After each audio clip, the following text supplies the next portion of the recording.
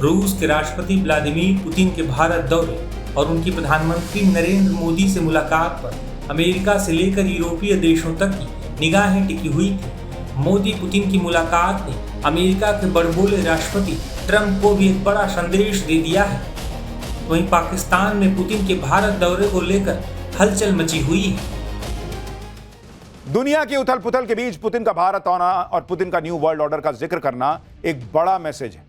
Putin ने एक तरह से यह संदेश दे दिया है कि अब दुनिया बदल रही है, न्यू वर्ल्ड ऑर्डर भारत और रूस लीड करने जा रहे हैं। पुतिन ने न्यू वर्ल्ड ऑर्डर की बात इसलिए भी की क्योंकि मोदी और पुतिन की जोड़ी वो जोड़ी है जो ना यूरोप का लोड ले रही है ना अमेरिका का लोड ले रही है।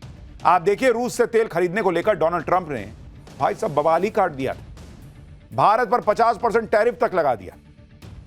लेकिन आज पीएम मोदी और पुतिन ने जब जॉइंट प्रेस कॉन्फ्रेंस की तो वहां भी पुतिन ने कच्चे तेल को लेकर बड़ी बात कह दी। राष्ट्रपति पुतिन ने कहा कि रूस ऑयल, गैस और कोयले के मामले में एक भरोसेमंद सप्लायर है। हम सबसे तेजी से बढ़ती भारतीय अर्थव्यवस्था को फ्यूल की सप्लाई बिना रुकावट के जारी रखने के लिए तैयार है। यानी वहां भाई उनको पता है कि ट्रंप सुन रहे हैं, दुनिया सुन रही है, यूरोप सुन रहा है, जो चाहते थे कि भाई पुतिन यहां ना आए। लेकिन जो ट्रंप कह रहे थे कि तेल ना खरीदो, यहां भारत की धरती पर खड़े होकर ऐलान हो रहा है कि तेल खरीदेंगे, तेल देंगे, जाओ जो करना कर लो। राष्ट्रपति पुतिन ने यह भरोसा तब दिया है जब अमेरिका ने रूस की ऑयल कंपनियों पर प्रतिबंध लगा दिया है। लेकिन राष्ट्रपति पुतिन ने भी बता दिया कि कोई टैरिफ, कोई प्रतिबंध इस दोस्ती के आड़े नहीं आ सकता। इधर पुतिन ने अमेरिका को सख्त मैसेज दे दिया, उधर पीएम मोदी ने भी भारत रूस की दोस्ती पर ऐतराज जताने वालों को बता दिया कि चुनौती और संकट भले ही आ जाएं, लेकिन भारत और रूस की दोस्ती ध्रुव तारे की तरह बनी रहेगी। अमेरिका और यूरोप इसी बात से चिढ़ते हैं कि यूक्रेन युद्ध की वजह से भारत को रूस से दूरी बना लेनी चाहिए, उससे डील नहीं करनी चाहिए थी। लेकिन पीएम मोदी ने डंके की चोट पर कह दिया कि यह दोस्ती तो ऐसे ही चलेगी। सुनिए जरा। पिछले 8 दशकों में विश्व में अनेक उतार चढ़ाव आए हैं। मानवता को अनेक चुनौतियों और संकटों से गुजरना पड़ा है और इन सब के बीच भी भारत रूस मित्रता एक ध्रुव तारे की तरह बनी रही है। परस्पर सम्मान और गहरे विश्वास पर टिके ये संबंध समय की हर कसौटी पर हमेशा खरे उतरे हैं। आज हमने इस नींव को और मजबूत करने के लिए सहयोग के सभी पहलुओं पर चर्चा की। पीएम मोदी का यह मैसेज अमेरिका और उन पश्चिमी देशों के लिए है जो पुतिन को वॉर क्रिमिनल बताकर भारत पर प्रेशर डालते हैं। वो ये नहीं बताते कि पुतिन ने क्या कहा था। पुतिन को अगर आप थोड़ा और पीछे चले जाइए, रूस यूक्रेन युद्ध शुरू होने के पहले पुतिन ने क्या कहा था यूक्रेन से? इतना ही कहा था ना कि तुम नेटो में मत जाओ।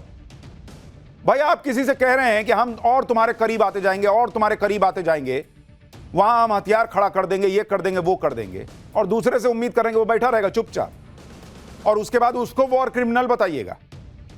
इस दौरे पर भारत और रूस की पक्की दोस्ती के साथ साथ पीएम मोदी और पुतिन की पर्सनल केमिस्ट्री भी दिखी, और रूस के राष्ट्रपति तो लगातार पीएम मोदी की तारीफ करते चले जा रहे थे, ऐसी तारीफ जो भारत में बहुत से लोगों को चुभेगी।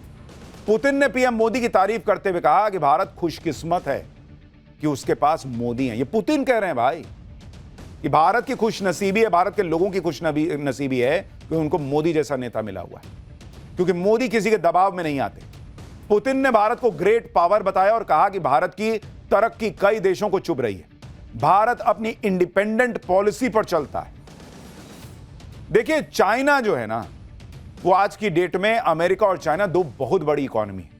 अगर चाइना रूस के साथ जो है वो दोस्ती करता है तो एक बार के लिए आप समझ सकते हैं कि भाई इतनी बड़ी इकोनॉमी है, वो लड़ रहा है अमेरिका से। भारत जो है वो विकासशील राष्ट्र है, और ऐसे में जब दुनिया ट्रंप के सामने सरेंडर कर रही है, यूरोपीय देशों के सामने झुक रही है, नरेंद्र मोदी का स्टैंड लेना कि नहीं छोड़ेंगे भाई दोस्ती, ये उन्हें दुनिया में सबसे मजबूत सोच वाले लीडर्स में से टॉप पर खड़ा करता और भारत को ये सोच दिखाता कि भारत कैसे मजबूती से खड़ा है। पीएम मोदी ने भी राष्ट्रपति पुतिन की जमकर तारीफ की। यह बताया कि कैसे पुतिन ने 25 साल में अपने विजन से भारत और रूस के संबंधों को मजबूत किया। इशारों इशारों में पीएम मोदी ने ट्रंप को लपेट भी दिया कि मजबूत संबंध कैसे बनाए जाते हैं, यह भारत और रूस से सीखना चाहिए। सुनिए पीएम मोदी ने क्या कहा।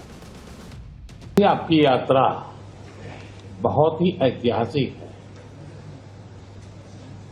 2001 में जब आपने कार्यभार संभाला और भारत की आपकी यात्रा पहली हुई, उसको आज 25 साल हो गए और उस पहली यात्रा में ही स्ट्रेटेजिक पार्टनरशिप की एक मजबूत नींव रखी गई थी।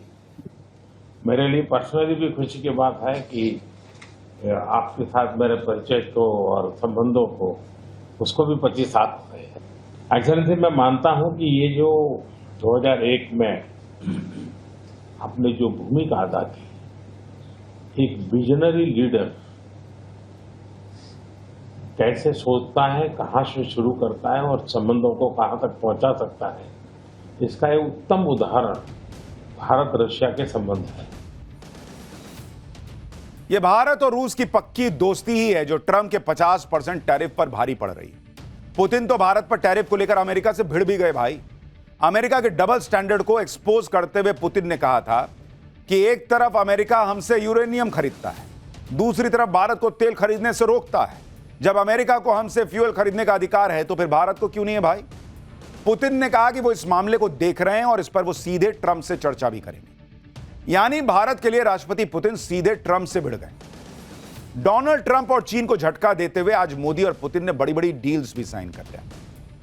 भारत रूस के बीच 19 समझौते हुए हैं। दोनों नेताओं ने साल 2030 तक का आर्थिक रोड मैप तैयार कर दिया है।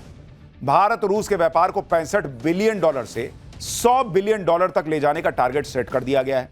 यह भी तय हुआ है कि दोनों देश यूरेशियन इकोनॉमिक यूनियन के साथ फ्री ट्रेड एग्रीमेंट को जल्द से जल्द पूरा करेंगे। इससे भारत को नया बाजार मिलेगा, ट्रंप के टैरिफ का असर और कम होगा। को प्रोडक्शन मॉडल को बढ़ाने के लिए भारत और रूस की कंपनियां मिलकर रूस में यूरिया प्लांट लगाएंगी। इससे खाद्य सुरक्षा और सप्लाई चेन को मजबूती मिलेगी। रूस में दोनों देश मिलकर फार्मास्यूटिकल फैक्ट्री भी लगाएंगे। चिकित्सा विज्ञान और स्वास्थ्य सेवा में सहयोग को बढ़ावा देने के लिए भी समझौता हुआ। बंदरगाह और शिपिंग समेत समुद्री लॉजिस्टिक्स में सहयोग मजबूत करने को लेकर भी समझौता हुआ। रूस ने भारत को छोटे न्यूक्लियर रिएक्टर्स का भी ऑफर दिया है, जिससे भारत की ऊर्जा जरूरतें पूरी हों। रूस कुडरकुलम में भारत का सबसे बड़ा न्यूक्लियर पावर प्लांट बना रहा है। पीएम मोदी ने रूसी नागरिकों को 30 दिन का फ्री ई टूरिस्ट वीजा और 30 दिन का ग्रुप टूरिस्ट वीजा देने का भी ऐलान किया। इसके अलावा भारतीय कामगारों के लिए रूस में नौकरी और स्किल बेस्ड अवसरों के नए दरवाजे खोले जाएंगे।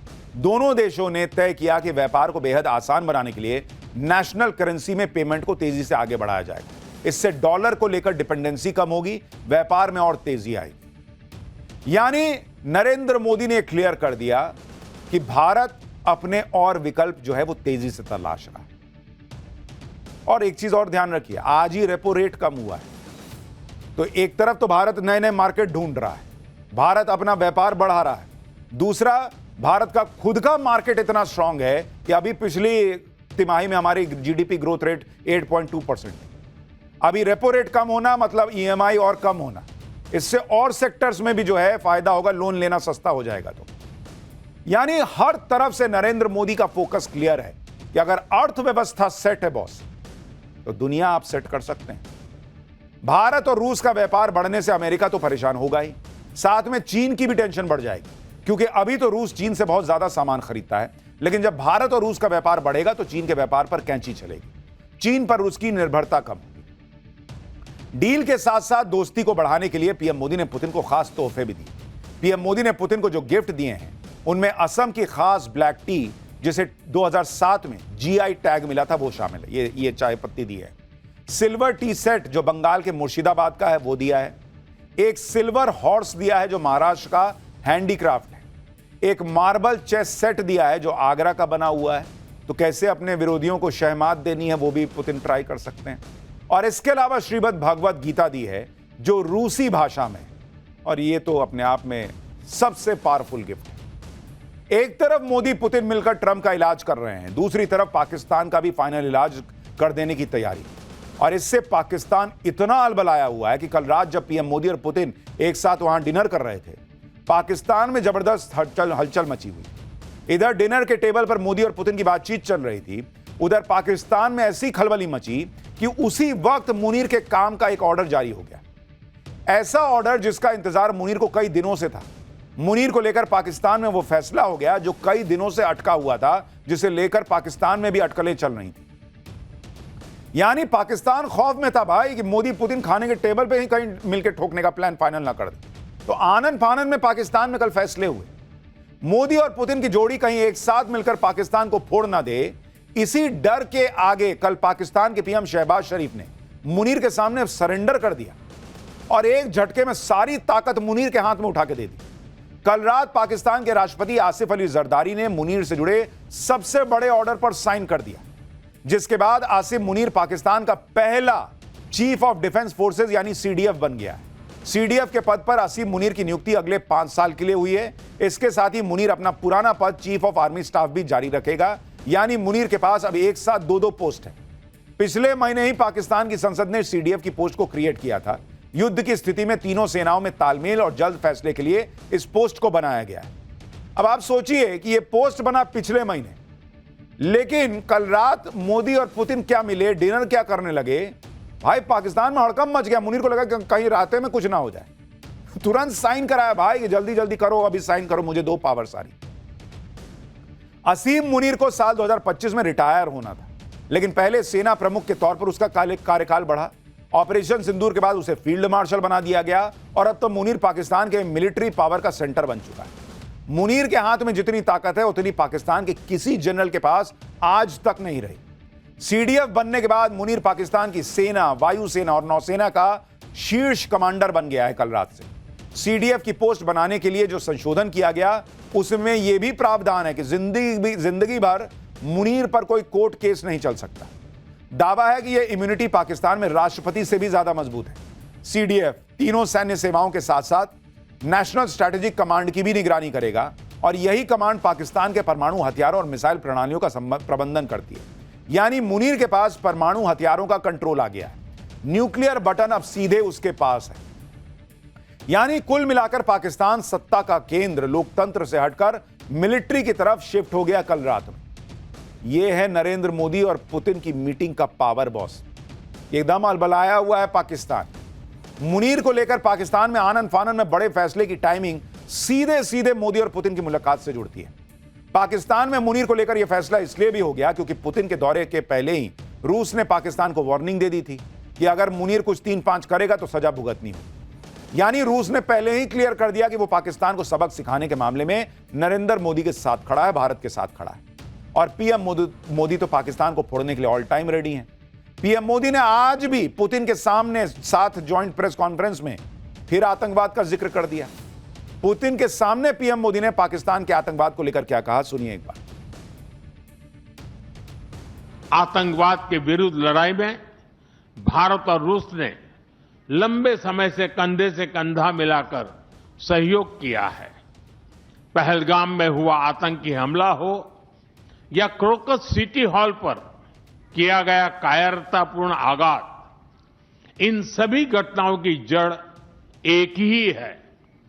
भारत का अटल विश्वास है कि आतंकवाद मानवता के मूल्यों पर सीधा प्रहार है और इसके विरुद्ध वैश्विक एकता ही हमारी सबसे बड़ी ताकत है। आतंकवाद पर पीएम मोदी की नीति जीरो टॉलरेंस की है। जिस तरह अमेरिका के टैरिफ के खिलाफ पुतिन मोदी के साथ खड़े हैं, उसी तरह उन्होंने आतंकवाद के खिलाफ लड़ाई में भी भारत का साथ देने का ऐलान कर दिया। राष्ट्रपति पुतिन ने कहा कि आतंकवाद के खिलाफ लड़ाई में रूस पूरी तरह भारत के साथ है। भारत के साथ अब वो व्यवहार नहीं किया जा सकता जो दशकों पहले किया जाता था। इसीलिए मुनीर अलबलाया हुआ है भाई। भारत को लेकर पुतिन के इसी रुख से पाकिस्तान में हड़कंप मचा है। पाकिस्तान में लोग कह रहे हैं कि भारत और रूस मिलकर जो चाहे अब वो कर सकते हैं। मोदी और पुतिन की जोड़ी पाकिस्तान को मिलकर फोड़ दे, इसका न्योता खुद पाकिस्तान दे रहा है। वहां मुनीर के शहर पर आतंकी रैली कर रहे हैं। जैश के आतंकी वहां रैली कर धर्म के नाम पर भड़काने में लगे। वहां पाकिस्तान में फिर जिहाद करने के लिए भड़काया जा रहा है। मुनीर को सीडीएफ बनाने के बाद शहबाज शरीफ की मुश्किलें हालांकि कम होने के बजाय बढ़ती जा रही हैं। एक तरफ उनके ही देश में विरोध हो रहा है तो अब अमेरिका में भी मुनीर के विरोध में आवाज उठने लगी है। अमेरिका के 40 से ज्यादा सांसदों ने पाकिस्तान में जनता पर किए जा रहे अत्याचारों के खिलाफ आवाज उठाई। इन सांसदों ने अमेरिकी विदेश मंत्री मार्को रूबियो को एक चिट्ठी लिखी है और इस चिट्ठी में कहा गया है कि असीम मुनीर के नियंत्रण वाली पाकिस्तानी सरकार खुलकर दमनकारी नीतियां अपना रही है। सैन्य शासन को चुनौती देने वाली हर आवाज खत्म की जा रही है, जिसमें कुछ आला अधिकारी भी शामिल हैं। बलूचिस्तान में पाकिस्तानी सेना का जुल्म बढ़ गया है। महिलाएं और धार्मिक अल्पसंख्यक हिंसा का सामना कर रहे हैं। अमेरिकी सांसदों ने मांग की है कि आसिम मुनीर जैसे लोगों के खिलाफ वीजा प्रतिबंध और संपत्ति जब्ती जैसे कदम उठाए जाएं। अमेरिकी सांसद कह रहे हैं कि पाकिस्तान के प्रधानमंत्री और आर्मी चीफ मुनीर की अमेरिका में एंट्री बंद कर दो। यानी पाकिस्तान चौतरफा घिरा हुआ है और अब मोदी और पुतिन के बीच जो डील्स हुई हैं, बॉस खेला तो हो गए।